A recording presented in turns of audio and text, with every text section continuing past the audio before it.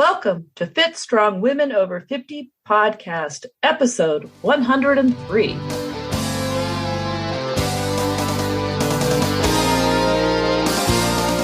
Hi, I'm Jill. Thanks for joining us today. And I'm Chris. Jill and I are your co-hosts and the women behind the Becoming Ellie community. I was explaining to someone the other day why we use the name Becoming Ellie, and it made me realize it's a great story. Yeah, it is. Well, for those that don't know, Ellie was the Norse goddess of aging who defeated Thor in a wrestling match. We decided we want to be like Ellie, fit and strong as we get older. Yep, we sure do. You can find out more about us at our website, becomingellie.com, and Ellie is spelled ELLI. You can sign up for our newsletter while you're there, and that way you'll learn about new episodes of the podcast and what else is new at Becoming Ellie. Today's guest is a great mixture of fitness, mindfulness, and eating. She made me think a lot about some things about different ways of doing things. Right. I think our listeners will really enjoy hearing about what Julie Norman has to say. Let's go to the podcast. Julie Norman delights in guiding others in experiences that foster growth and healing from a place of self-love. She believes this is essential for both individual and community wellness. Her career as a registered dietitian in eating disorders treatment and her own recovery inspired the creation of Body Karma Healing, her signature program that guides women to peace with their bodies and food for authentic self-empowerment. She's the author of 2 books, Poems from the Path of Peace, Volumes 1 and 2, and the BKH and Goddess Wisdom e-courses. BKH, of course, is Body Karma Healing. Julie is also a certified health coach, yoga teacher, and equine specialist. She leads classes, workshops, and retreats along with coaching individual clients, consulting, and speaking on topics she's passionate about. In her free time, she loves to travel, mountain bike, and spend time with family, friends, and pets. Welcome, Julie. Thanks for joining us today. Hello. Thanks for having me. This is such a treat. In looking at your website, you have a focus on practice, play, find your way. Yes. What does that mean? That to me is what yoga is about. My career path has been first dietetics, but really yoga kind of got presented to me through animals, through nature, through my own recovery before I ever studied yoga. And so, I went through the path of dietetics, and then through my work in eating disorders treatment, realized it's really this piece around embodiment and healing that relationship that really is the foundation to a better relationship with food. And so I felt like we were missing the mark in traditional treatment. Yoga kind of came to me at that time, and I really dove in and studied it. And that to me then really became the foundation of my work. And the practice itself, first of all, I love to say the path of yoga rather than just yoga, because I think in our society, we think of yoga as just the poses.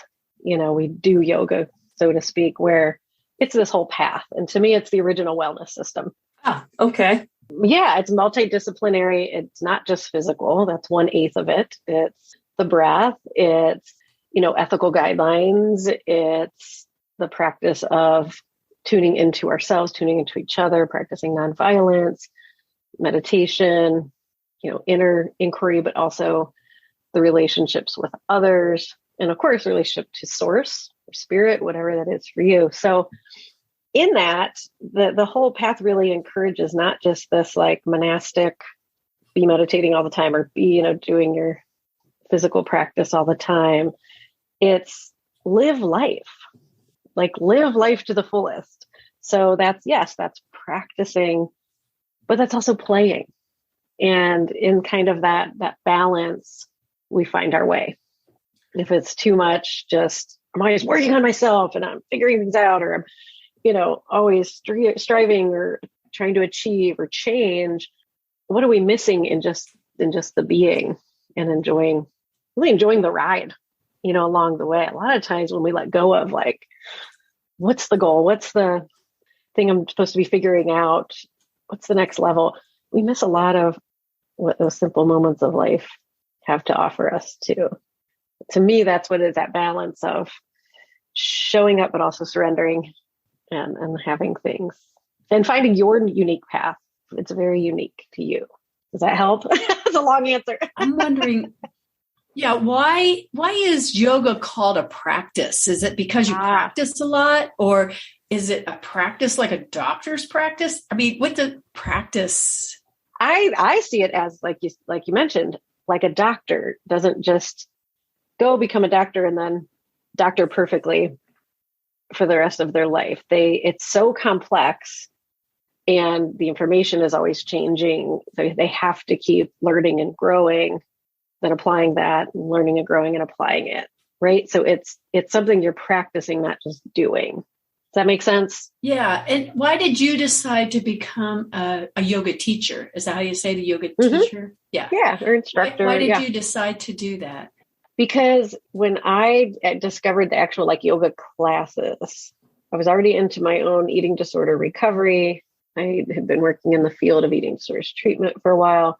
And I always felt a little kind of like this enigma in that field of eating disorders treatment and recovery, because I got better differently than most people do. I got better before I went to therapy. I did go to therapy later in my life. I got better by mindfulness, expressing myself, being more present in my body, being curious about what I was feeling and how I was behaving, and really deciding to like see this experience of being in a body as a sacred thing rather than this battle all the time. And this all kind of happened unconsciously and I guess somewhat consciously and through it was really being in nature and through my relationship with my horse that I kind of figured this out. And then when I actually discovered yoga and all the limbs and all the teachings of it, it's like, oh, there's like instructions. There was like an instruction manual to this. How cool is that? Like, well, shoot, I should learn more about this and teach people these things, because it really helps from the most simple foundation of just breathing your life force and feeling into your five senses, actually being just in your body. Mind blowing. You actually came to your eating disorder treatment sort of independently. My recovery. Yeah. Wow. That's amazing. There was still work to do. I still did, I still did therapy, you still go back through and you still realize, and yeah, it's not a linear path by any stretch of the imagination. That seems to be true with many things in life. Many things. You're like, oh, I thought I worked on that. Here we go again. It's a new spiral, right? Yeah. We're slow learners. So sticking with yoga for a minute. Yeah. There are lots of different kinds of yoga. What are the most common types of yoga, and what types do you teach and practice? Great question. It's a vast topic offering from, first of all, I think it's important to acknowledge the roots of the practice. And, it comes out of Southeast Asia, out of Northern India. It is connected to the religion of Hinduism, but there are yoga traditions that aren't intertwined with Hinduism. Does that make sense? Yeah. So fundamentally, it's not in and of itself a religion, but is a spiritual path. So, and it's one that allows you to choose your own definition of divinity as it resonates from you within. So what we see here in the West is more usually what I like to call fitness, yoga inspired fitness, because we've kind of stripped it down to mostly, the breath work and but mostly the physical practices, some awareness of the breath. But the beauty in that to me is you still can't help but develop a deeper connection with yourself and therefore your spirituality. because you're moving mindfully. You're aligning your body in ways that help our energetic system. And because these practices are based off of, the poses aren't just, hey, this is how to best keep your hamstrings healthy. The way we're aligning the poses is about clearing the energy channels in the body first and foremost.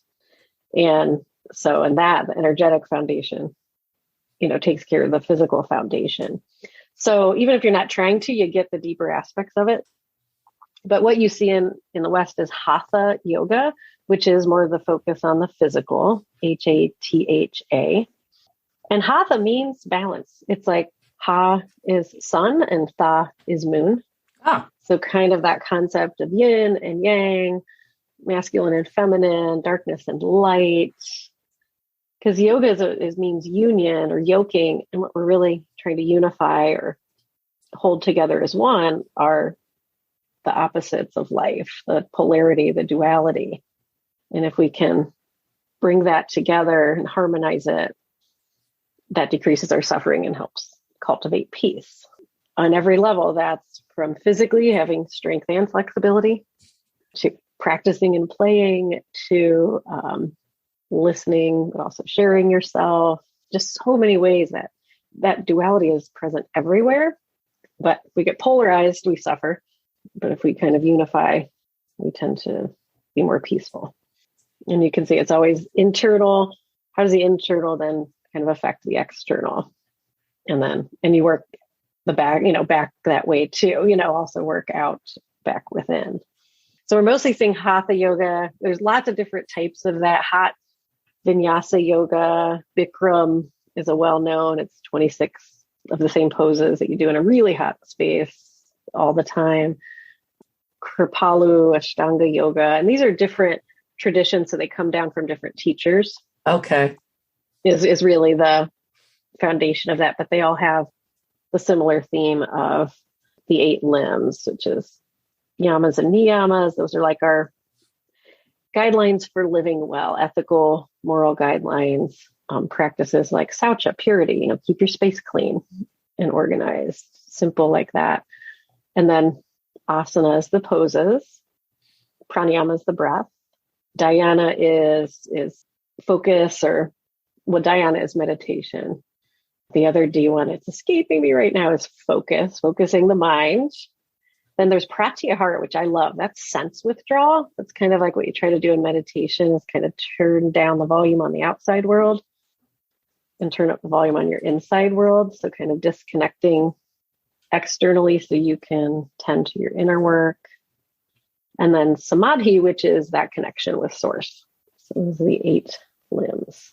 I really like doing yoga primarily because it helps with my flexibility. So I guess I'm more into the physical part, but absolutely. I know there's lots of benefits of yoga. Can you kind of strike off a few of those benefits that I know a lot of folks that I work out with, they feel like yoga is too hard because you have to slow down, Yes. not hard, but just don't want to. I don't know. But maybe you can expand on that a little bit and talk about some of the benefits. Yeah. Well, and even too, a lot of really active folks, they don't even like to stop and do basic stretches. Like that's a practice, right? Because you have to do something a little out of your comfort zone that's going to have some benefit. But think about what happens when we slow down. For most folks, they become aware of what's going on in their head. They become aware of what emotions that are present. I don't know about you. I didn't learn in school how to manage, all the negative thoughts that flood through your mind, or how to manage and process grief, or, They don't teach that in school. They don't teach any of that, right? We have that emotional intelligence is we don't have it. So that's a lot, I think, of the resistance to slowing down, but it's exactly what yoga, that's exactly where we actually learn and heal, is in that slowing down space. So yes, physically, strength, joint stability, flexibility, bone density, cardiovascular health if you're doing, flow classes, and then mentally, spiritually, emotionally, the, processing your life experiences, a lot of it, that's a lot of what the practice is for. Because life, we need to kind of digest it like we do food. we can't just keep like taking it in and then not breaking it down, assimilating, what do we need, taking what we need, excreting what we don't. Like you can kind of think of it that way. It kind of helps us process because our body takes it all on, right? Like our body, that's why working out feels so good too, because you're getting this like release, all this tension of just living life. So we need to, we don't do enough of that letting go. And sometimes you got to move into more tension to get the tension to release. Again, that's that polarity, right? Yeah. It's like progressive muscle relaxation. Your shoulders are tense. Well, first, go ahead and tense them up. And then you can feel the difference. You can feel that opposite perspective. Yeah. You can't go straight into relax. Yeah. Yeah. What do you mean? What do you mean? I'm not tense. Yeah. I'm not tense. No, who's tense? Not me. Well, and two, to add to, I didn't answer the types of yoga question completely. So there's these different, like lineages. There's these different, paths from different teachers, but then there's more like styles. So you have like the more active Ashtanga based is the power yoga. You're moving through what we call sun salutations, or reminds a lot of people of Catholic Church. You're up and down, up and down, up and down. You kind of move through like a slow burpee in a sense, from standing to plank, and then this weird reverse push-up thing where you lower down, then the big back bend and downward dog. And then those classes are built off of that flow. Then you step into like warrior poses and standing balances like tree pose. And at the end, you do some deep restorative type stretches. So that's what you're going to see in most like gym type settings, most studio settings, are that more active. Yeah, that's sort of a standard format. Yes. Yes. But then there's gentle, which is, slower versions of that. And that can vary a lot. Gentle classes, some of my gentle classes, we never stand up. Some of them we do the warrior series, but we're doing it slowly, or we're holding the poses longer and using props to build more awareness and proper alignment.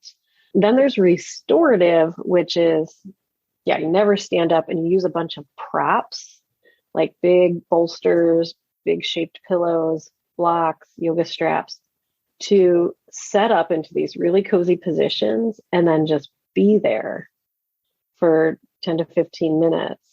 And what that helps to do is get beyond the physical layers of tension down into the more mental, emotional, and good myofascial release, like deeply, deeply restorative.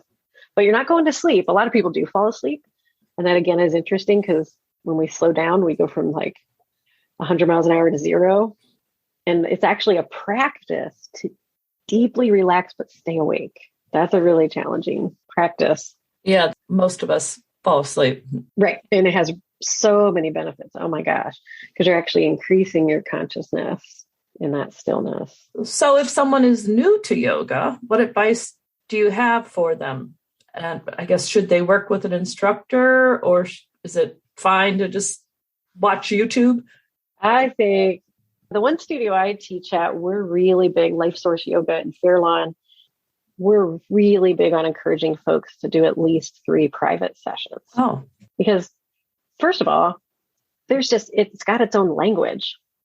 And, you go into class and it's like, okay, child's pose, downward dog, mountain pose, warrior 1. Well, you just got to learn the lingo, or else you feel like, because I've talked to so many people, it's like, I had no idea what was going on. Everybody else knew what was happening.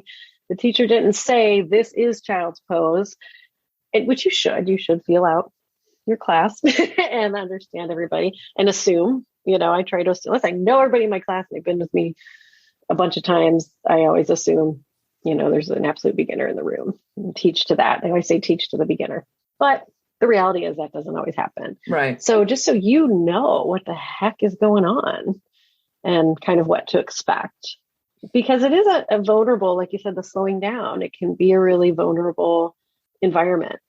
And putting your butt up in the air. I mean, it's like we don't do that in regular fitness classes, that kind of stuff.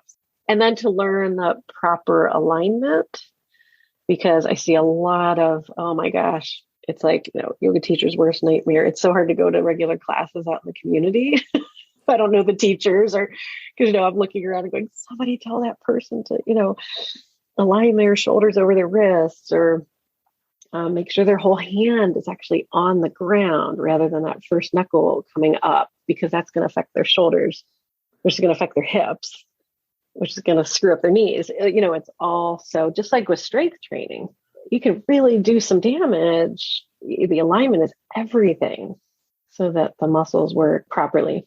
How do we find then a good instructor that will do those things for us? I mean, so if we just go to a class and they're not correcting you. Right. I would go to a studio and ask for private sessions with a senior teacher, an experienced teacher. The basic certification is 200-hour yoga teacher, RYT, registered yoga teacher. And then there's up to 300 and then 500. I'm actually still just a 200 because I haven't decided who I want to do my 300 hours with to get to that 500-hour level. And I also feel like I still have so much more to learn, but I am an experienced teacher because I have so many hours of teaching and so many workshops and additional trainings.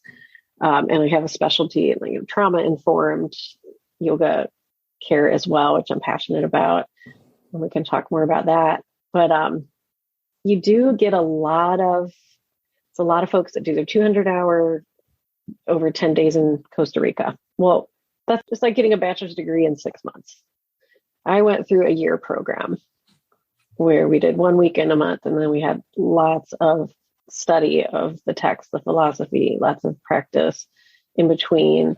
You can't integrate all this information in 10 days or 2 weeks or even 3 months. It's a slow and low kind of thing, but there's so many, it's a big moneymaker for studios to do teacher trainings. So that's something that gets pumped out all the time. So ask for an experienced teacher, I would say with at least 3 years of teaching, to do some private sessions with. And if you have special considerations, like if, we're over 50 or you're a runner or you have low back issues, ask if there's anybody that specializes in that. Or if you have, like me, I'm well known for trauma-informed and folks in eating disorder recovery or struggling with body image. It's like doctors, you have generalists, but most doctors specialize in one thing.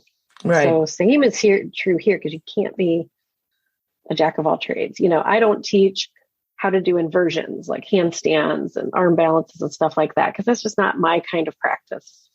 I like more, but I have plenty of teachers I could refer you to if you want to learn how to do handstands that I know are really, really good with the progressive drills and, the progressive things you need to do to get to that safe, good handstand. Does that make sense? Yep. Yeah. And the thing that's scariest of all for people, I think, who are new to yoga is what do they wear? What everyone wants to know, like, what, I don't even know, what should I wear? Should I? Yeah. What you're most comfortable in. Number one is what you're most comfortable in. You don't have to have the skin tight $90 yoga pants. That doesn't have to be that way. It doesn't have to be fancy. It can be shorts and a t-shirt. That's something that's a whole industry now. Yoga mats weren't even a thing till like 30 years ago. Oh, people practiced on the earth.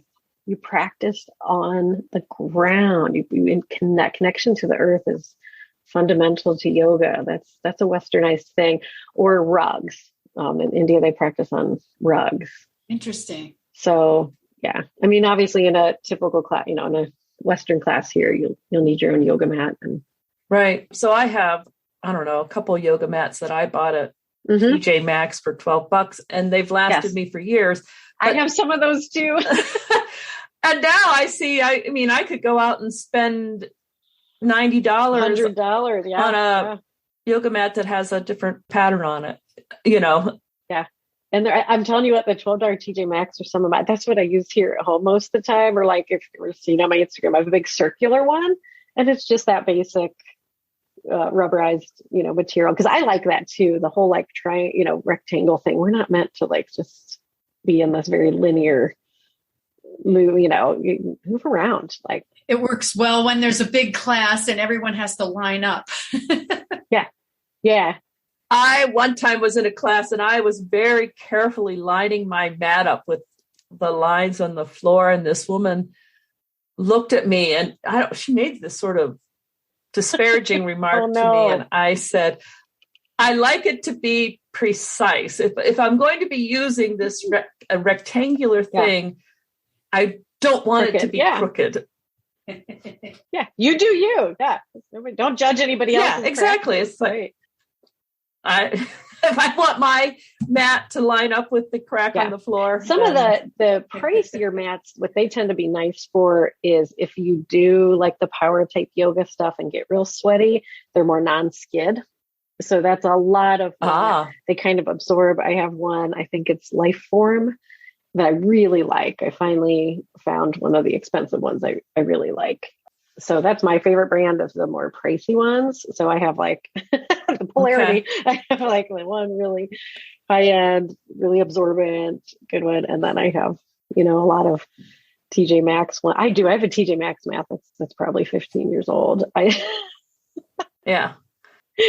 So, and do people need to buy tools, props? I highly, highly, highly recommend 2 blocks and a strap minimum. So, a strap, which you could use an old tie. I have one great friend of mine who she went through yoga teacher training when she was going through her divorce, and her husband left behind all those old ties, and she taught classes in Highland Square, and that's what she used for her yoga strap. So all her ex-husband's old ties is just something that you can, like, holding a strap like this, and just going back and forth, for shoulder stretch.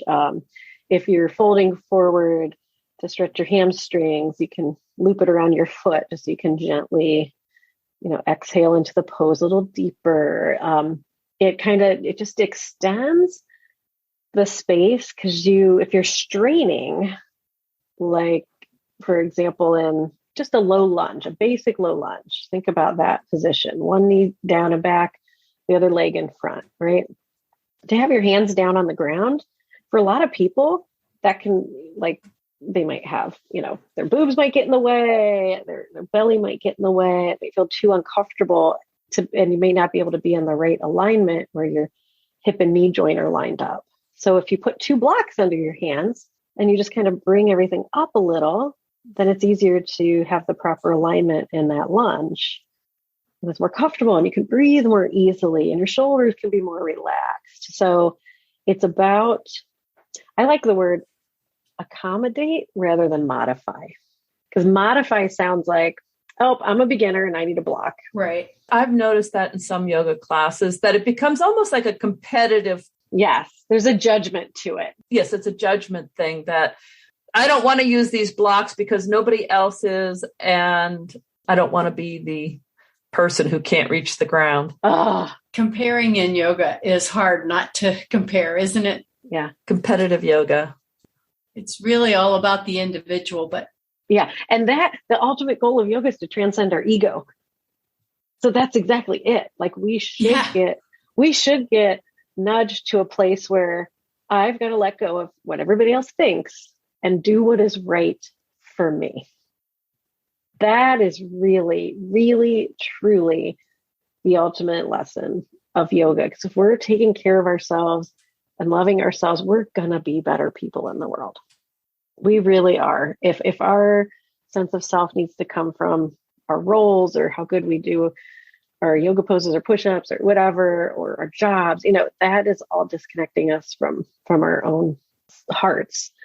And then we're just like nastier out in the world and we're not having fun within ourselves. So move through that. That's the growing edge, not holding the pose longer. Sometimes the biggest benefit is in that surrender.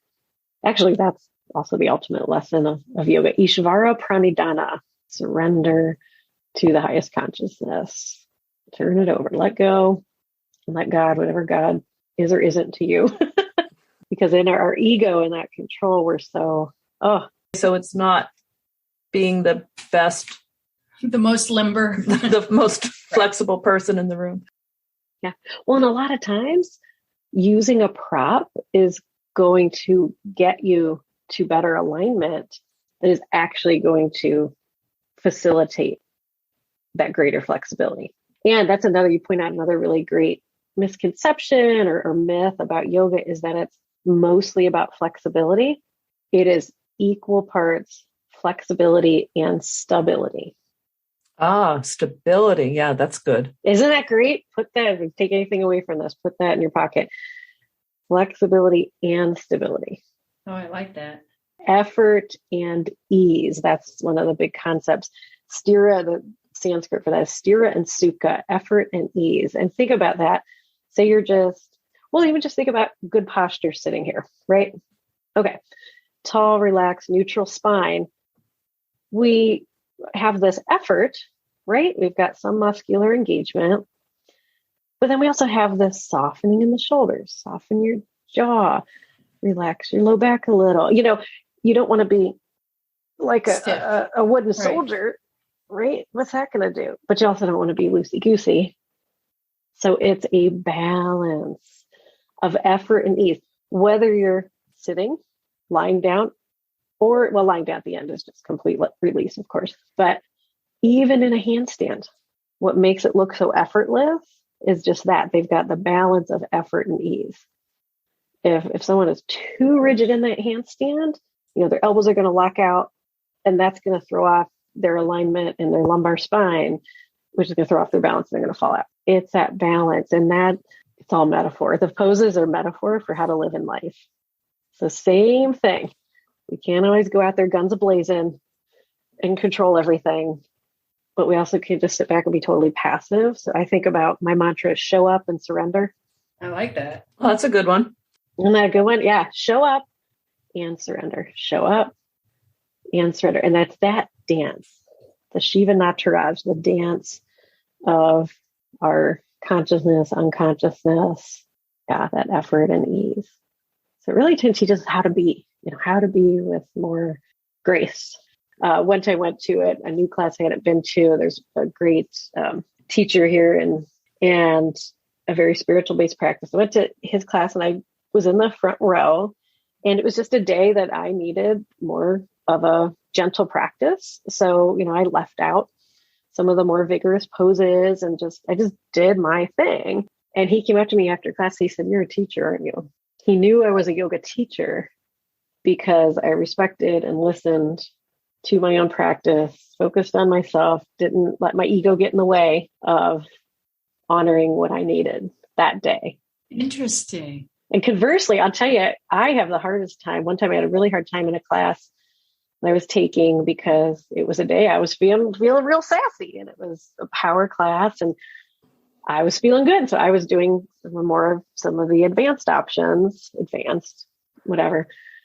options. And a woman next to me, and I'm so empathic to this because it's my purpose in the world. It's what I teach is she could tell she was struggling with herself and pushing, and trying all the hard stuff, even though her body wasn't up for it. I could feel she was in that inner battle. And what did I want to do? I wanted to back my practice off to help her feel more comfortable. And I had to work really hard within myself to stay in my own practice and do what was in alignment for me. Think of how valuable that is in the world. Wow. We stay in our own damn lane, right? And take care of ourselves. That's amazing because, that would be my instinct too, would be to.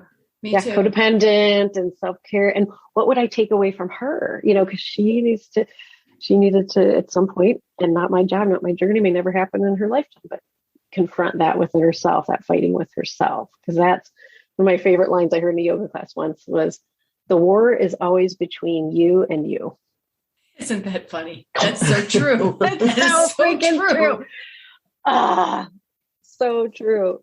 Well, this leads in right to my next question, because I've always had trouble slowing down, my busy life, my busy mind, rushing in to do restorative yoga. I can just see me trying to get there on time, get my mat, get my bolster, get my stuff together. It's just like, hurry, hurry, hurry. Do you have any advice on how to use yoga as a slower form and not so much as an exercise, like to reframe my mind? I don't know. Yeah. Well, I think just what you said, like set the intention. What do you want and need from it? Is it, and it can be, I heard someone who's more like sports oriented once talk about yoga being this great mortar, like the mortar between the bricks of our other physical practices. I love that. Isn't that a great concept as well? Love metaphor again. So like if you strength train and you run or you bike or, and then your yoga can be kind of the mortar between the bricks to take care of, to reduce inflammation, muscle recovery, that kind of more mental clarity, that kind of stuff. So what do you need it to be? Think about, and set that intention and use it for that. I love that. Does that make sense? Yes. That can be whether you go into a power class or a restorative class. You can go to a power class to relax. You can move, and we want to be, moving very consciously, very mindfully. It really starts with that intention, and be compassionate with yourself. We are who we are. We don't change from judgment. Judgment is fear, and fear interrupts the learning. When we did your introduction, we said that you are an equine specialist. Yes. And you also mentioned your horse in dealing with your recovery. So can you tell us a bit more about that? What is an equine specialist, and what role do horses have in your life? Yeah. What do horses have to do with yoga? Yeah, absolutely. It's a great question. Horses have been like, I came out of the womb asking for a pony. Like they just, and I grew up in Firestone Park here in Akron. Like it wasn't near farms anyways. I don't, want to culturally appropriate, but the word totem resonates with me. I love that concept of how certain animals show up as spirit guides, in your life. So I have a strong horse totem. Obviously ironically, I also have a strong shark totem, probably even stronger than horse. That's a different podcast, but horses, I've just always been drawn to them and found my way to them. Super long story, but they became a big part of my life. And my show jumper that I had for years, I think of him as my first yoga teacher, because all these little principles we're talking about, the show up and surrender, the slowing down, being present with yourself, self-compassion, facing our fears, not letting our ego drive things. He taught me those things in that he was a very high-strung animal. And I was very anxious. So if those two forces met, it was not good. So I had to learn to manage my anxiety because it would charge him. Horses are very empathic and emotionally aware because they're prey animals. So you can't walk up to a horse feeling angry inside and pretending you're fine and expect they're just going to let you pet them on the neck. They feel you coming a mile away. So you have to really be, and this is another big yoga phrase, it means so much. You have to be in alignment with yourself. You have to be embodying your truth, congruent in your emotional state. You have to be your authentic self, or it won't work. The relationship with that horse won't work. That's really true in most things, but horses are kind of hypersensitive to that. So that's where I say, like, I kind of learned so many of these fundamental yogic principles through that relationship and my writing, and then used that later, discovered there's this whole world of equine therapy. I got into the mental health field, working as a dietitian and eating disorders treatment. And so I'm certified through EGALA, which is Equine Assisted, these damn acronyms, Equine Assisted Growth and Learning Association. And they have a whole model of using 1 to 5 horses free in an arena, and a therapist, actual mental health provider trained in this model, and then an equine specialist whose job in the interaction is to make sure the horses are safe first, and also to notice what the horse's behavior is, and kind of help the therapist and the client notice that and integrate it into their experience for their learning. So I serve as that second person in that triad of the specific therapy model. it's cool because it's like a way, again, kind of like with the yoga, it's like, oh, I kind of did this, but no one was doing this. And now, oh, there's actually like a professional organized pathway to do this. I heard about a place, I think it's in Streetsboro. They do some sort of therapy for children with horses. It must be this sort of a similar idea. Yeah, there's lots of places around. Closest to us in this area is Hope Meadows, and they are in Bath. And right next to Hope Meadows, so Hope Meadows is an equine assisted psychotherapy work. So there's no riding, although they're working with a new trauma-informed modality where there is some riding that helps some very controlled riding that helps reset the nervous system. It's very rhythmic. That's more, mental health based. But then there's also therapeutic riding. There's actually a facility right next door to Hope Meadows called Victory Gallop. And the therapeutic riding is more for like children with developmental disabilities, physical disabilities, and it is mounted. They always are getting on. It's also relationship based, but the equine assisted psychotherapy is more the relationship with the horse on the ground and what they're reflecting. For your emotional awareness, the therapeutic riding is more for almost like occupational therapy type stuff. Does that make sense? Yes. But there's overlap, of course. So they could just be hanging out with horses. Yep. Yeah. All right. Yeah. That's pretty cool. It is. And so they're just great. They're just great. Horses are just great yoga teachers of, mindfulness and working back to your true self. There's a concept in yoga called Atman Vidya, which means the belief that we are all spark of the divine. That there's really divinity doesn't live outside of us. There's not a separation between us and God. If we all thought of ourselves in that higher regard, would we kind of act more appropriately? I don't know. It works for me. Along those same lines, I believe you help people with meditation. Oh, yeah.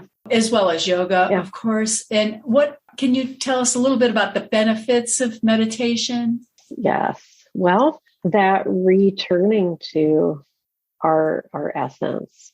Because you know what? If we really sit still long enough, and a great metaphor for this is like a lake that, say there's a storm and the surface of the lake is, wavy and tumultuous. And if you, instead of trying to control the lake, the mind, go deeper. If you just keep dropping below, at some point, there's stillness. Yes, that's nice. And so meditation helps us. The mind, don't try to control the mind. It's going to do what it's going to do. I've been meditating almost 15 years, and I've never sat and not had a distracting thought in a meditation. The mind, it's the nature. Yeah, that's the surface of the lake. Right. That's the nature of the mind. Got it. But you can observe that. So it builds this ability to witness what's going on, but not be attached to it. And to drop below the surface and reconnect to like that still point within and anchor to that. So no matter what goes on then when you go out throughout your day, you've got this, and anchor is a good metaphor for that. It's like you've got this anchor of stability within yourself. Yeah. That you can then, you get blown around a little bit, waters get rocky, you're not going to capsize. Man, you have all of the analogies. That's perfect. I love metaphor. Can you tell? Yeah. It's almost annoying. Well, metaphors are good. That's what we understand. Yeah, we understand so better through metaphor. So cultivating that, and it is about your time connecting with source, whatever that is to you, spirit, God. That may be nameless. That it doesn't matter. Whatever brings you peace and clarity, and a sense of knowing, belonging in this crazy human experience. I've had people, doctors, I've had many people recommend meditation to me over the years, and I really struggle with it. Yeah. Enough that I actually start to wonder, why am I struggling so hard with this? But what advice do you have for people on establishing a routine of meditation, and how do you get started, and how do you keep going with it? Yeah. Tiny habits. And that's such a powerful concept right now. A lot of people are talking about this, but it applies here. start with first thing after, you wake up in the morning and pee, of course, and take care of any animals. Come back, sit somewhere, and it can be at your desk. It doesn't have to be on the floor. You can create a little sacred space. But again, with just starting out, I highly recommend a ritual of simply lighting a candle. Even lighting that candle very intentionally, very mindfully, and maybe sitting there for 3 deep breaths. And you keep your eyes open and just look at the candle.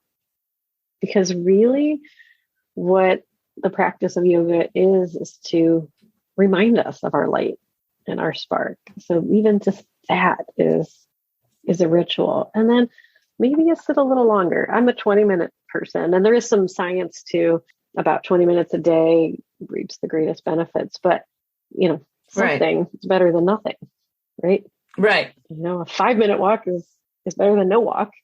Same is true for meditation, but and certainly you can do it other times during the day. I will when I need a little break, but something about the intention of I'm starting my day with a connection to myself, and that it sets this, I'm worthy, I matter, I'm whole, I'm holy. It embodies that belief rather than let me just off and running and the rest of the world matters more than me. That's what I love about yoga is it takes it from the cerebral into our cells more. That was my frustration with so much of the therapy with folks in eating disorders treatment. You need it. You need all of it. I see my work as a complement to that, but there's no real embodiment practice. It's all intellectual. Change your thoughts and then you'll feel differently, and just, reject the media ideals and all that. Well, it's still just also cognitive. We're not processing through, trauma gets stuck in ourselves. We're not working with the body and rewiring, the nervous system for calm instead of chaos. We're in these bodies. That's undeniable. Okay. You got to work with them. Right. And ironically, they're a path to peace, not the problem. They're our friend. We just, right. We got to drop that battle. That's interesting that you would say your body's your friend. And so often I hear women disparaging different parts of their body or just their whole body or what have you. That's just an interesting observation. Thank you. Love it. You started your career as a registered dietitian, and now you focus on yoga. Can you kind of give us that path? You've told us a little bit about it. Yeah. Oh my gosh. Quite a journey. Honestly, I'm working on my big book right now, which was when I got the idea for body karma healing. I knew at some point it would be, a book, but I've avoided that for a long time. And now I'm finally hunkering back down. So I've created the course and I've done all these workshops and retreats and 2 poem books that are kind of skirted around write the actual, the big damn book. So I'm working on that right now. But the pivotal moment for me was eating disorders have the highest rate of suicidality of any other mental health illness. A lot of people don't know that. We think, if they're going to die from it, they're going to die of starvation or cardiac arrhythmia from purging if they're bulimic. No, it's suicide. They leave their physical body. The experience of being in the body becomes so intolerable. They leave. So I knew at some point I'd encounter that in my career, but I thought to myself, I would not be able to handle that if somebody I've worked with takes their own life. I'll be done. I will not do this work anymore. I wouldn't be able to handle that. Well, when that inevitably did happen, and it was a client I had worked with for years. I wasn't actively seeing her at the time. One colleague, her therapist was, but she had gotten, better by conventional standards. She was behavior free, which is where a lot of people they get to managing the restriction, binging, purging, whatever their behaviors are. But almost everybody is still okay, I just have to accept being in my body sucks and always will. And that to me, I was like, no, it doesn't have to be that way. It could be different, but that we kind of accept that. Normative discontent is actually a psychological term. Normative discontent. Normative discontent. Essentially, it's normal to feel crappy about your body. Huh. That's the bar we're setting. That's a pretty low bar. Like, isn't that awful? And why is normative discontent? Why? Why is that okay? Exactly. Because you're not actively harming yourself. You just go around feeling like I hate my body, but I'm not harming it. That's what we're settling for. Yeah, exactly. Because it's common. We then call it normal. Got it. It's ridiculous. So, and now whole nother podcast, like your, what your podcast is named, Becoming Ellie. It's actually the reason our culture is okay with that is it's about continued suppression of the feminine, the divine feminine. So that's a whole nother piece of it. Right.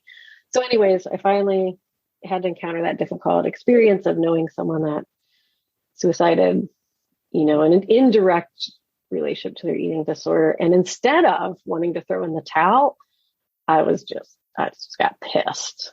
And I was like, no. And I knew this whole body karma healing had started to well up within me, but it was so divergent from what the conventional, treatment world was. And it would mean this whole change of my identity. And I did. I got a lot of flack for changing because it was inconvenient to other people. You're the best eating disorders dietitian in Northeast Ohio, and who else is going to do it? And blah, blah. And it's like, well, I don't want to do it anymore. I'm called to something else and somebody else. And I trained 3 other dietitians to replace me at the eating disorders clinic I was working with. I did everything I could to set other people up, but it was like, how dare you change? And that's a lot of reason why we don't change and follow, our evolution in this life becomes our identity. So it was a huge, I had to practice what I preached, basically. Damn it. It was the ultimate of the yoga, totally shed that skin, become something else. But I had to, because I knew if I didn't, I would need to fragment myself again. Complete hypocrisy. So body karma healing is it's a coaching. It's a model. It's a model of healing our relationship with our bodies and food through the teachings of yoga. Okay. And your goal is to get someone beyond just controlling their food, and beyond just I guess this is fine. It's a party here. Oh my gosh. The gift of embodiment is we're here to have fun. Truly. We're here to have fun, to be of service. And if you do the first thing, let yourself have fun, you'll be of service. Yoga is karma actually means that's the path of yoga. That's all about being of service. So the tagline of body karma healing is change your body image, change the world. Ah, yeah. Body karma healing, change your body. So if you shift, think about it, you shift your resonance within yourself, that ripples out back to the lake, right? You can't throw a rock in and it not ripple out. Our words have vibration, everything. When we're really, truly, boom, I'm in myself. I love myself. I accept myself. It's not even just loving or accepting. It's I really embody the spark of the divine. I embody that I'm worthy, embody that I'm a holy being, not just act like it. And that we've got to heal to do that. So even back to Chris, the whole thing of and Jill too, how it's hard to sit still. Yeah. Because when we get still, our ego gets real nervous, because you know what? You're going to see through it. You remember who you really are. Yeah. And that's why the job is to just sit there. It's think of it as a bully. If you engage with a bully, it gives it more power. If you just stay in your center and let it be, it eventually is going to start to leave you alone more, or you're going to shed. We got to it's a lot of grief work to move through our ego, because there's layers. It's layers of an onion or a snake, which is the skin again and again. It's not a one-time thing, because then we're creating new layers of ego. We work through those. Essentially, when we're suffering, we're, in that ego space. And so we transcend it with love, and love is presence. So that's why that's so uncomfortable to just be, right? Yeah. Yeah. Because we're afraid we'll lose ourselves. But what we're actually doing is returning to ourselves. We'll lose our self with a small s. But we want to come back to the self with a big S. Soul. So I talk about the soul self. Well, I'm thinking of, in this podcast, we talk primarily to women over 50 who want to be fit and strong. And we talk a lot about different ways of eating and hear lots of different advice, and I'm wondering, what do you tell your clients about choosing food? Align with your body. So actually listen to your body, because we are taught and we believe, and this is part of that feminine oppression, that our bodies are out to get us, that they're bad. Kind of goes back to the original sin thing, interestingly enough, that you can't trust your body. But we're not listening to our bodies. So if you think, if I listen to my body, here's what people just like, oh my gosh, you can't do that, danger zone. I would eat chocolate for every meal. I would never get off the couch, blah, blah, blah, blah. Okay, play that fantasy through to its end. Go follow the fear through to its end. How would it feel to actually eat chocolate at every meal? What would your body tell you? Well, probably the second day, I've had enough. Yeah. First day, party. Second day. Right? No, but even the first day, like you would want protein. Yeah. You would want some fat. Like it's not a fat, it's not functional, right? So, and the controlling actually, and there's science to this, actually that deprivation mindset causes us to eat less healthy than all foods get fit. I'm allowed to have what I want if I really want it, and hunger and fullness. Hello. Do we even consider that? Like our body actually tells us, this is when I need food. This is when I don't. Do we listen? No. And so instead of like, why is my body hungry again? Damn it. Look at, did I eat a balanced breakfast? If I didn't eat a balanced breakfast, I'm going to be hungry an hour later. Or if I'm full, I'm just full. Doesn't have to be this big drama and feel oppressive to not have another cookie, like enjoy the one cookie. Or it's like, we think it's the whole narrative that we've got laid over everything. And listen to your body's feedback non-judgmentally. So it doesn't have to be. So noticing, I didn't sleep well because I had, Thai food at 9 p.m. I'm so stupid. Why did I do that? Blah, blah, blah. That's what we go into instead of, interesting. That doesn't work for my body. Maybe I'll have dinner later in the day and not eat spicy food. Only eat spicy food at lunch. Go figure. It's the whole, we have the wisdom within ourselves. Our bodies not out to get us. Why would our body want to get sick? Why would our body want to fit? It's not. That's propaganda. That's interesting. So as a registered dietitian and you're not talking about macros? And I do sometimes talk about macros. Like, that's okay. Like we can also use that. It's using nutrition information to inform our choices. But it doesn't have to be, we don't want to totally put, like in any other area, we don't want to put all the wisdom outside ourselves. That doesn't mean we don't take information from outside ourselves to inform and help guide our things. But first and foremost, am I hungry or not? I mean, basically, and I tell people, put your hand on your stomach. I can't tell when I'm emotionally hungry or physically hungry.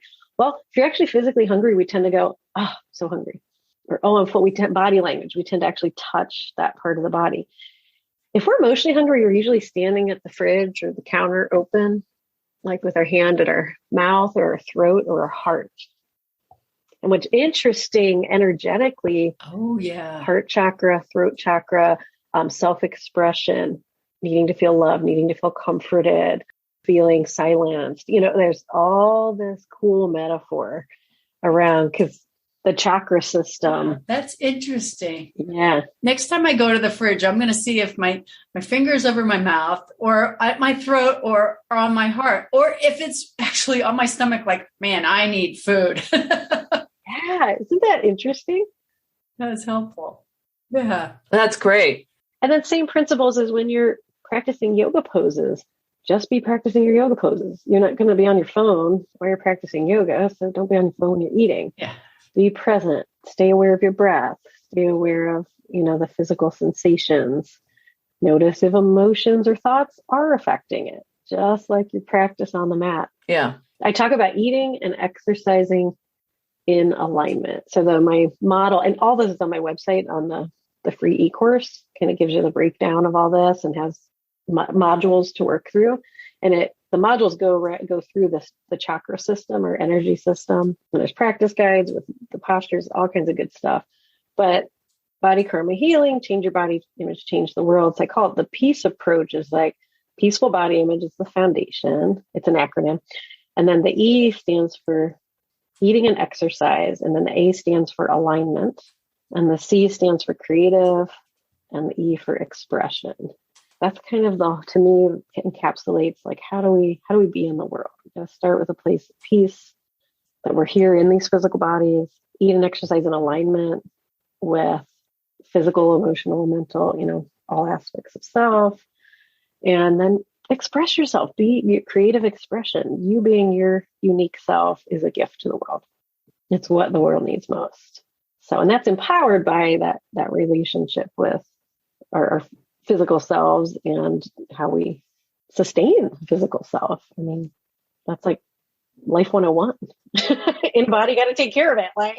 Like on a more practical level here, I hear you have a great vegan lentil soup recipe. I have several I love soup so much. It's like my season right now. And I love soup too. I don't like to be cold, but I love soup. I have a few. Yeah. A lot of my blogs are food stuff. So on the website, I think I have a veggie lentil one. And then I just put up my favorite right now is this Thai butternut squash. Oh, I have a butternut squash that I'm trying to figure out what to do with. So yeah. It's also vegan. There might be some other soup recipes. And then there's different recipes that can be vegan or add in. I'm an omnivore myself. So I believe, again, that's another thing where it's like, I would love to be, I don't do any fish or seafood for environmental reasons, but my body needs the animal protein, Mm-hmm. I eat a lot of vegetarian, vegan meals, but I really feel it if I don't get some animal protein. So that's me. Okay. Other people do way better, but that's part of it too.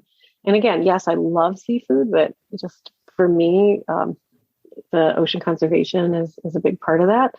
But I'm not going to shame anybody else into that same choice. I'll educate, on that. But I feel our bodies should be, of course, it's a different world now. I used to say, how we move our bodies, what we put in them, it should be politics and religion. Just, like off limits to anybody else's opinions and stuff. Now we're in a different world where everybody's talking about each other's politics and stuff. But I feel like it's so personal. Like, why do we live in this world where we think it's just okay to say, oh, are you going to eat that? Or, wow, you gained some COVID weight. Or, wow, you lost weight. You look great. Why? It's in my body. It's in your business. Like, stop. Just stop commenting on people's food and bodies. What is more personal? Yeah. Your body and what you put in it. Oh my gosh. I have heard people make a comment like, oh, she gained a lot of weight over that whole COVID thing. All right. So the recipes are on the website. Yep. All right. And there's a great chocolate avocado muffin website. There's a recipe on there. Check that out. That's one of my favorites. Oh, yeah. Under the blog. If people want to find you online, where should they go? Julie Norman Yoga. Julie Norman Yoga.com. Yeah. And that's my website, Instagram handle, Facebook handle. And even if they go to Body Karma Healing, it'll redirect to that. And the Body Karma Healing info and course, that's all up on the website. Okay. And you have a couple of books of poetry. I do. And where are they available? Also, you can get to the link on my website. Okay. Something that I've thought about is we had a guest, last year sometime, Ren. Yeah, Ren Powell. And she does a lot of yoga and she is a poet. So I just sort of thought, interesting. Oh, that's right. Yoga and poetry. Well, it kind of like puts us in this space. All my poems come out of meditation. Like, they come through. I think of it more as a coming through is, and again, this is kind of what yoga teaches. We really are these conduits. We are God. We are creators. So our bodies is another great way to frame the body image positively, is like our bodies are these conduits. They conduct that force through wherever into the world. Right. Like, how cool is that? Yeah. Like, I've been doing morning pages, which is a writing practice. And it's like, it's making me drop into, oh my gosh, there's a blank page. And now I'm making it not blank. I'm creating something. Like just to watch writing, just watch yourself write. It's like so cool. And we can do that in so many different ways. When you create a blog, you guys created this podcast, right. Our work in the world, we're taking something that wasn't there and now we're manifesting it. That's cool. And that's what we're here to do. And somebody somewhere, it will resonate with them. If not, you just feel joyful doing it. And that makes the world a better place. Right. Right. That creative energy. Right. Yeah. But allowing that is important. And it's a practice to allow that, right? Yeah. Right. To give ourselves the space and time and prioritize it. Yes. Yes. Well, Julie, thank you so much for being together with us. You've been a very great guest, and thank you. It's just so interesting, your different views and how we can work with those. It's really been great. Thank you. Yes, thank you. You're so welcome. Oh my gosh, it's been so fun. We'll have to, when it's safe, we can go get some coffee or something alive, or have you guys down to the house again. Wouldn't that be nice? Yes. Yeah. Come for soup. Okay. Yeah, soup. Yes. I love it. Well, until then. Well, thanks so much. We'll talk to you Thank again. You. Yeah, bye. Take care. Bye. I love talking with Julie. She really gives me a different way of feeling about yoga and mindfulness and, just in general, connecting the mind and body together. Yeah. It made me think her company name is Body Karma Healing, and she really seems to live that. I mean, that's not just like her business. She truly seems to be about body karma healing. Yeah, she makes a good point that, the brain is part of the body. And, we encompass the whole person, not just my legs for running or my, for biking, what type of thing, I tend to sometimes separate my mind, my thoughts completely from, what I'm doing. And right. So it's a good practice to kind of bring it all together. I know I've had multiple people recommend meditation to me, and I really struggle with it. So her basically saying something is better than nothing, right. So 5 minutes of meditation can be sufficient if that's what you do. Yeah. And, there's so many ways to do meditation. I know my little Fitbit watch has a 2-minute free meditation that is easy to do in the morning. And there's lots of ways to meditate at night. I think the main thing is trying to find a time so you do it regularly. And I've heard that it really increases the gray matter. And I'll tell you, at this point in my life, I really want to increase the gray matter. Yeah. The other thing I thought was sort of interesting was the equine therapy. That I've heard of equine therapy, but she did a great job of explaining it. Yeah, really got me thinking about different ways to think about fitness. Yeah. And, we've talked about intuitive eating before, but Julie made me think about why it works. And also, some of the dangers of like when you start excluding foods, and there's some disordered eating that can happen. Oh, that's for sure. Right. Intuitive eating works if you're really in touch with your mind, and trying to get those two connected is the trick, right? I mean, that's important. Right. Well, that's even one of the little things I've heard other people say, but I think Julie said it too, is like before you eat, do a few deep breaths and sort of shift your focus to your meal or to that you're going to eat, instead of the quick shove some food in my face because I'm dashing out the door to somewhere else. Right. Well, I'd love to hear what our listeners thought about what Julie had to say. We really covered a lot today. Yes. If you'd like to share your thoughts with us, please leave a message at the website, becomingellie.com, or any of our social media sites. We're on Facebook, Instagram, Twitter, Pinterest, YouTube, and LinkedIn. And please join our private Becoming Ellie Facebook group. And that is a private group. Yes, we'd love to have you join us there. Oh, and if you enjoyed the podcast, please tell a friend. Chris and I would really appreciate your help with that. It's been really good talking with you today, Jill. See you on the next episode of Fit Strong Women Over 50. Will do. Bye. Bye-bye.